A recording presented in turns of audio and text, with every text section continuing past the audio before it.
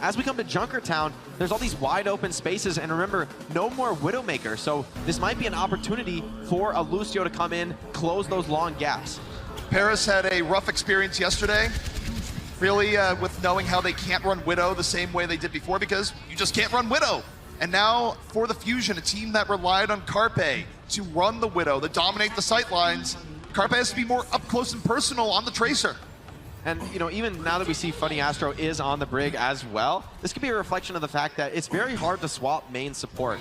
It's a role where even if your other player might be more experienced on the Brig as a particular hero, your main support is often your in-game leader, often deciding who's committing ultimates and when. So to actually change that for one match might be a really difficult adjustment to make. So Philly, just going back to what's been their most successful roster so far. What do you think of the Hanzo pick from Xe here to get a little bit more long range? It's too soon to tell if he's going to commit or just use this as a poking play, but he will be a very vulnerable dive target if the Fusion can catch him out, perhaps with a Discord Orb. I think for Xe it means that you got to make your shots count. Can be effective, but a little bit harder, especially now Hanzo's arrows don't go quite as quick. And Fusion with no map control to speak of, they're going to have to make a concerted dive here because Paris Eternal, even with a much less mobile comp, they're the ones taking control. They're the ones getting this around right now.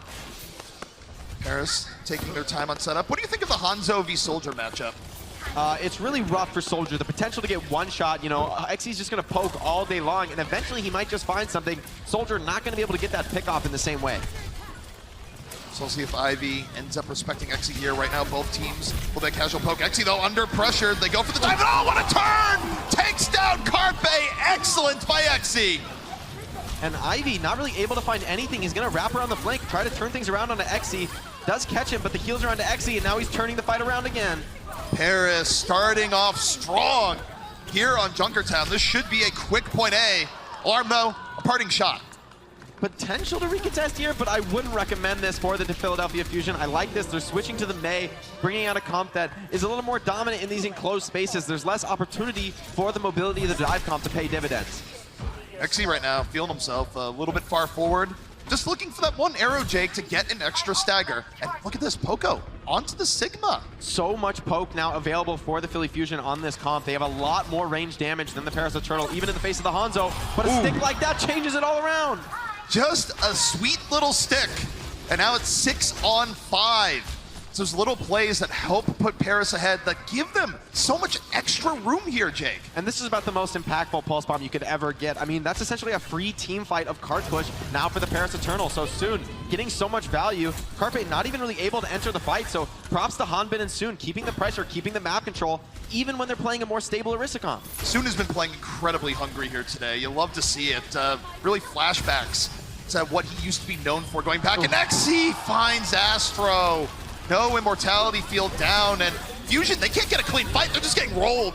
Before the commitment even comes in from Soon, we talked about him setting up this flank, but in fact, it's Xe and Hip finding the pickoffs. That's a free fight, and Soon, I mean, you can't even question this. They're absolutely dominating the game so far. 5 minutes and 30 seconds to get third point. Philadelphia Fusion are absolutely crumbling. Fusion look lost right now. Carpe gonna try and fight Hanzo v Hanzo, saying, you've changed my mind. I think Hanzo might be pretty good right now, but they're playing into what was originally Paris's game plan. Yeah, but Soon on the Tracer now might struggle a lot. There's so much range poke coming his way, and he will be caught and taken down. Soon perhaps a little bit deep, but Paris is working with an incredible time bank right now, Jake. 5 whole minutes just for point C. I like this from Paris. They're refusing to give up the fight, still contesting the high ground. They know that Soon will be back very, very quickly on that Tracer. Hip able to take down Alarm. This time it's Alarm on the receiving end of some Zen damage. Soon, meanwhile, Pulse Bomb. He's ready. He's on the prowl. Looking for it under pressure from Sato. Just drops on the Sato. Does Falter get B there? The immortality field's there, and Sato should get healed right back up. Although Supercharger from No Smite, there's no flankers available for the Philadelphia Fusion to take this down, so it's free damage boost for everyone on the Paris Eternal as they look to close out the map. It's free real estate. FD Gone able to take down Ivy, and Paris once again on a 6 on 5. Soon into Carpe, and Paris continues to put the Fusion into the ground. Paris, you could tell they were angry yesterday falling to the Houston Outlaws, and now this anger is paying dividends, absolutely deleting the Philadelphia Fusion. 4 minutes and 10 seconds on Junkertown. This has to be close to a record.